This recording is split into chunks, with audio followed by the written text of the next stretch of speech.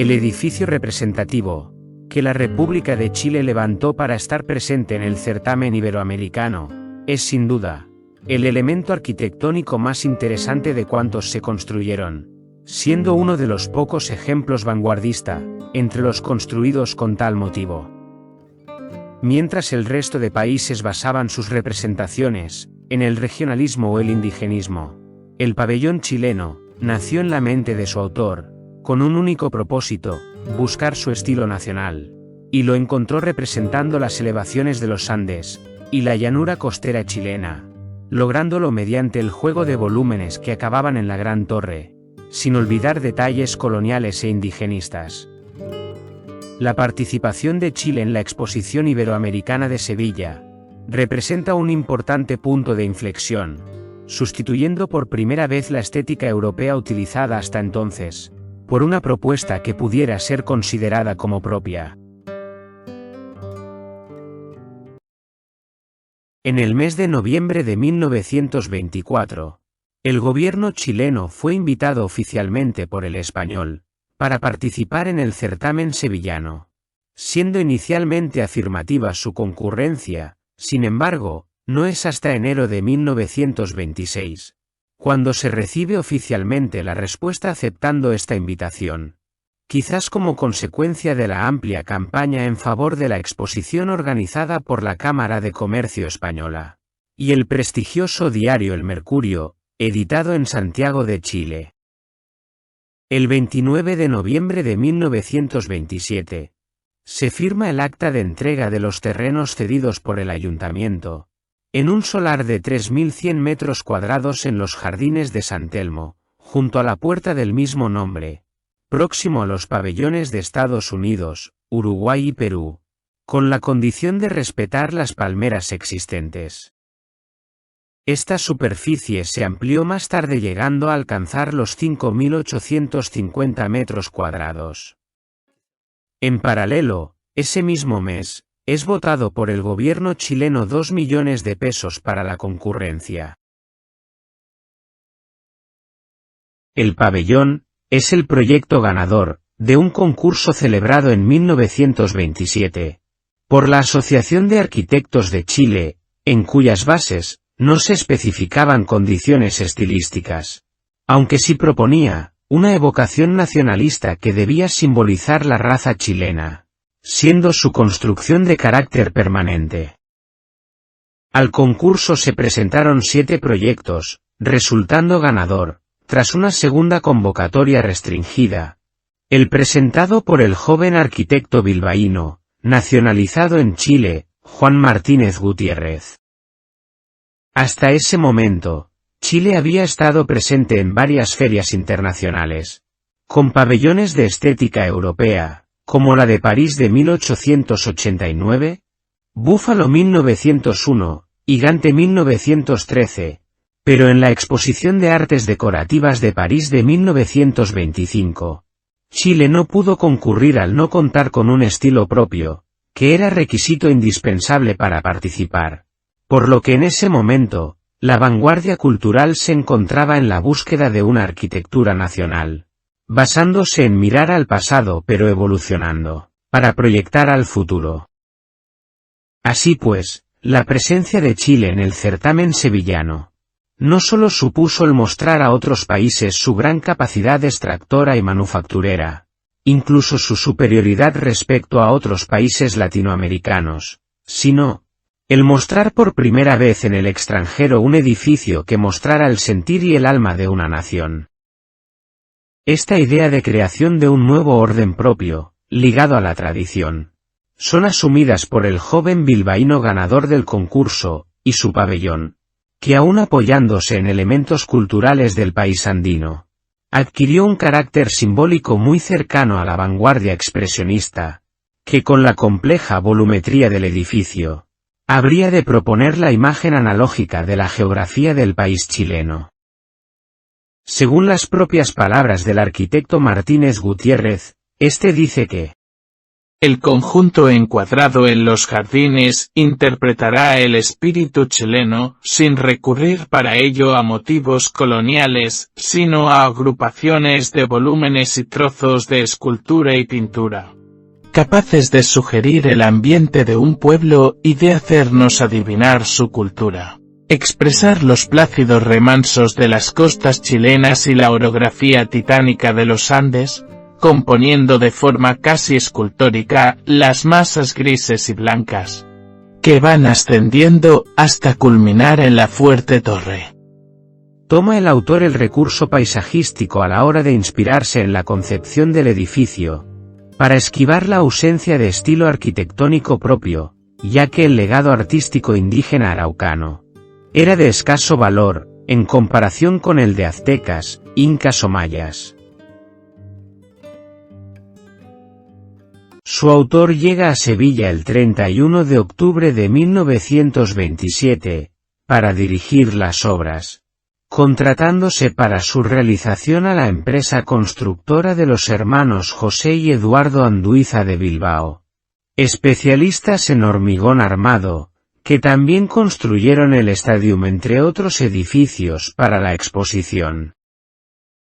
Las obras marchaban a buen ritmo gracias a la abundante mano de obra contratada. Más de 250 operarios. Estando al año del inicio de esta muy avanzada y prevista su terminación para la inauguración de la muestra. No obstante, distintos motivos, principalmente económico, y la falta de concreción del programa expositivo, produjo continuas modificaciones en el proyecto inicial, aumentando el coste de este, pasando del 1.300.000 pesos, a más de 1,5 millones, y con ello el incumplimiento de los pagos, provocando que ésta se paralizase el 31 de diciembre de 1928, y la constructora renunciase a su ejecución. El gobierno de Chile aceptó el aumento, pero el autor del mismo Juan Martínez Gutiérrez, quedó apartado, contratándose a una nueva constructora, y al arquitecto sevillano Casto Fernández Show, para que las finalizase, no pudiendo ser terminado a tiempo para la inauguración de la exposición, concluyendo los trabajos a mediados de agosto de 1929. La superficie de planta del pabellón es de casi 2.700 metros cuadrados, y la construida de más de 5.000, con un coste final de la obra que alcanzó el 1.800.000 pesetas. Se trata del pabellón de la exposición más extenso en superficie. Consta de 3 plantas de altura en buena parte del edificio, y una torre de 40 metros de alto. La estructura, en su mayor parte, es de hormigón armado, con forjado del mismo material en casi todas las zonas, combinados con muros de fábrica. En las zonas nobles, las cubiertas se resuelven mediante elementos de madera vista, con artesonado notable en ciertas partes. Las columnas del patio son de mármol de 2 colores, gris y rojo de Ereño, y la monumental portada, de tipo precolombino, roja al igual que el zócalo exterior. Grandes trozos de cantería con ornamentos indígenas acababan el pabellón. Son de destacar los estucos originales de la fachada, que, con tonos grises en su base, se iban haciendo blancos a medida que ascendía, rematándose en algunas zonas rojizas. El edificio se articuló en torno a un juego de patios, alrededor de los cuales se compuso un conjunto ascendente de volúmenes. La complejidad tanto de la planta como de los alzados del edificio se debía sin duda al estudio que el autor hacía sobre el circuito de las salas, y la posibilidad de ser visto el edificio desde distintas perspectivas, con lo que se enriquecía el proyecto. el elemento precolombino de la puerta principal. Se resuelve con la utilización de potentes sillares trapezoidales de mármol rojo de fuerte efecto indigenista. En el muro a la izquierda de la entrada, se colocó una estatua en cobre que representaba a los famosos caudillos mapuches llamados Toqui. Accedemos por la puerta principal, y nos encontramos en el vestíbulo, de composición austera con 3 cúpulas de media naranja, arcos y paredes blancas. A continuación de este se encuentra el hall, de grandes dimensiones, que se abre al patio por medio de ventanales, y en la parte superior una tribuna, sostenida por una bóveda sobre arcos rebajados con artesonado. Durante la exposición, este espacio estuvo decorado con esculturas y relieves clásicos. En las paredes colgaban fotografías de hermosas mujeres chilenas, y en el centro, un gran mapa en relieve de América con los puertos chilenos, daba la bienvenida a los visitantes. En el frente, se encuentra el acceso al patio principal, de planta cuadrada, rodeado por un claustro elevado, formado por potentes columnas en mármol con capiteles y basas de diseño geométrico. En el centro, sobre un pedestal pétreo, se situaba la escultura de un cóndor en el momento de iniciar el vuelo. A la derecha del hall, un largo pasillo servía de distribución para los distintos salones exposicionales que rodeaban el patio, y un imponente acceso daba paso a lo que fuera sala de prensa. A la izquierda, se encuentra el arranque de la escalera a las plantas superiores, con una bella portada con balcón en el ático, en la que se inscribía un distribuidor. Desde el vestíbulo se podía acceder al teatro, que por la inclinación del suelo tenía aspecto de anfiteatro, con bello artesonado en el techo, y en el que se proyectó la película La calle del ensueño, filmada expresamente para su exhibición en el pabellón durante la exposición. También hubo representaciones de obras de teatros costumbristas, y había un programa con actuaciones de danzas y músicas folclóricas, canciones mapuches y repertorios chilotes. Las salas de exhibiciones se repartían por las distintas plantas, además en la primera, se encontraban las oficinas y dependencias del consulado, así como la biblioteca de 2 alturas que poseía escalera interior independiente. En la segunda planta se había montado un gran casino y salas de reuniones. En la cubierta de esta planta se encontraba una amplia terraza a 20 metros de altura, destinada a fiestas y reuniones y desde la que se tenía acceso a la torre que era el elemento arquitectónico más elevado. La alta torre de planta cuadrada y 40 metros de altura, se coronaba con una cúpula que era sostenida por 4 soportes anclados en los 4 vértices de esta, desde la que se tenía unas maravillosas vistas del río y la ciudad. Para dar a conocer el enorme potencial de recursos que tenía el país, se montaron por todo el edificio una serie de salas temáticas con participación tanto pública como privada. En la planta baja, empezando a la derecha del hall, se situó la sala de turismo, dividida en 2 espacios. En el primero se exhibían mapas y fotografías de las playas, balnearios y paisajes de Chile, y en el segundo, dioramas dedicados a Zapalla, Viña del Mar y la selva del sur de Chile con amplia información sobre las posibilidades turísticas del país. Desde esta sala, se pasaba a la de la prensa, donde se exhibían colecciones de los diarios El Mercurio, el más antiguo de lengua castellana en América, y de La Nación, que exponía también una maqueta del edificio de este periódico, formado por un enorme y moderno rascacielos, así como números de distintas revistas como la conocida, Chile. Adornaban el salón 4 bellos lienzos murales del pintor de aquel país, Laureano Guevara, titulados La agricultura, tejidos de Arauco, la minería, y la pesca, utilizando personajes de todas las regiones del país. En ellos aparecen araucanos, indios fueguinos, mineros de la pampa y pescadores, todos ellos rodeados con el paisaje propio de cada zona, pero siempre con la omnipresente cordillera andina de fondo. Salimos nuevamente al hall, y tomamos el pasillo situado junto a esta sala, que nos dirige a la sala de vinos, licores, conservas e industria alimenticia, que formaba parte de la sección de fomento.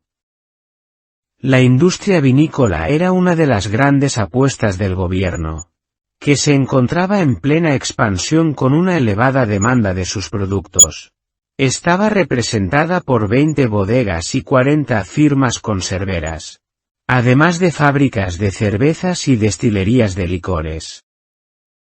A continuación, se encontraba la sala del salitre y yodo, que estaba organizada por la Asociación Productora del Salitre, que financiaron íntegramente esta representación, por lo que tuvieron un espacio privilegiado, con las salas más grandes del edificio con unos 500 metros cuadrados. Las exposiciones eran muy gráficas, con una espectacular maqueta de grandes dimensiones de demostración de la fabricación del nitrato de Chile, con una explotación con movimiento accionada por electricidad, en los procesos de extracción y elaboración. Además una abundante información estadísticas, expresadas a través de maquetas sobre la cantidad de nitrato existente en el subsuelo, y lo extraído hasta ese momento. La sección de yodo, contaba con una colección de 530 productos farmacéuticos de yodo, sus aplicaciones y efectos sobre la ganadería, explicados mediante fotografías, y la instalación de 4 dioramas. La sala contaba también de maceteros con plantas abonadas con nitrato. Desde aquí se salía al exterior, donde se encontraba un jardín experimental, que mostraba el efecto de este producto sobre las plantaciones y que podían recorrer los visitantes. Al fondo de este jardín, se encontraba el acceso a la vasta sala de industrias, donde se exhibían productos a través de muestrarios semielaborados e incluso artesanales, como producciones en cáñamo, cordelería, vidrio, carpintería, cigarrillos, jabones, etc. Había también maquinaria pesada, tejidos, cuero y calzado, entre otros. Al fondo de la sala, se encontraba una exposición de la Escuela de Artes y Oficios de Santiago, con objetos de acero y cobre, y una muestra de labores femeninas. Para decorar esta sala, el pintor chileno Arturo Gordon Vargas confeccionó 3 lienzos murales de gran formato utilizando motivos nacionales titulados Frutos de la Tierra, la vendimia y la industria araucana. Estos murales, junto a los de Ladrón de Guevara, están considerados como documentos de valor incalculable, por el alto simbolismo estético para el arte nacional chileno, por lo que obtuvieron las medallas de oro de la exposición. Por un pasillo, que daba al segundo patio, nos dirigimos nuevamente al hall, para acceder a las escaleras junto a la cual, en 2 salones, se encontraban las salas de Bellas Artes, que contaba con una colección del Museo de Bellas Artes de Santiago donde se mostraban obras de artistas contemporáneos, con un total de 170 pinturas y 24 esculturas, correspondientes a su exposición permanente, y que permitía hacerse una idea del ambiente artístico. A través de las escaleras, accedemos a la primera planta, donde se encontraba la sala de cobre, a cargo de las empresas extractoras norteamericanas.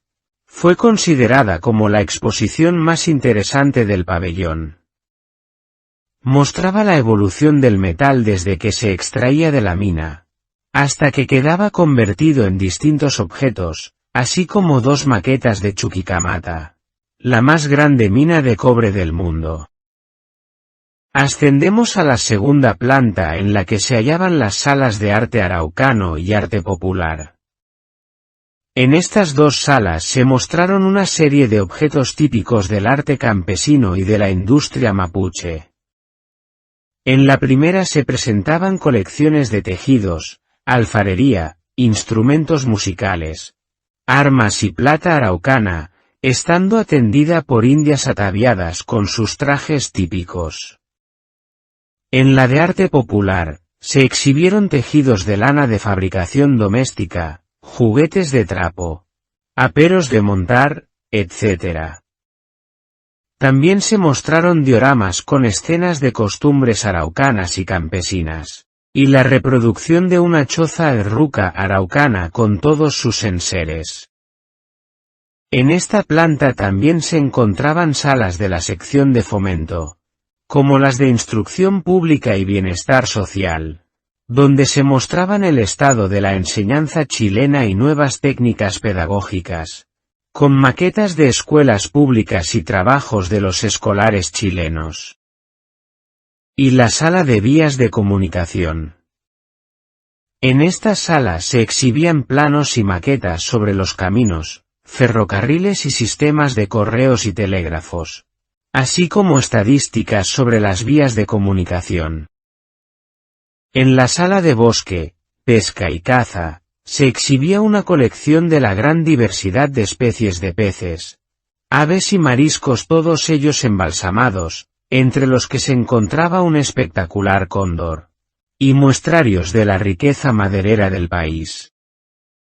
Las salas de agricultura, ganadería y regadío contenían maquetas y un gran mapa sobre las zonas agrícolas y otros acerca de los tipos de bosques existentes. En la tercera planta, se instaló la sala de la minería, que contenía una amplia colección de minerales, con un extenso mapa donde se podía apreciar la distribución de los yacimientos mineros del país. Y la sala de geografía e historia, que mostraba una maqueta en la que se podía ver la ciudad de Santiago, 10 años después de su fundación en 1551, un mapa en relieve de Chile, una biblioteca con obras antiguas, y carteles relativos al inmortal autor del poema La Araucana, el poeta y soldado español Alonso de Ercilla.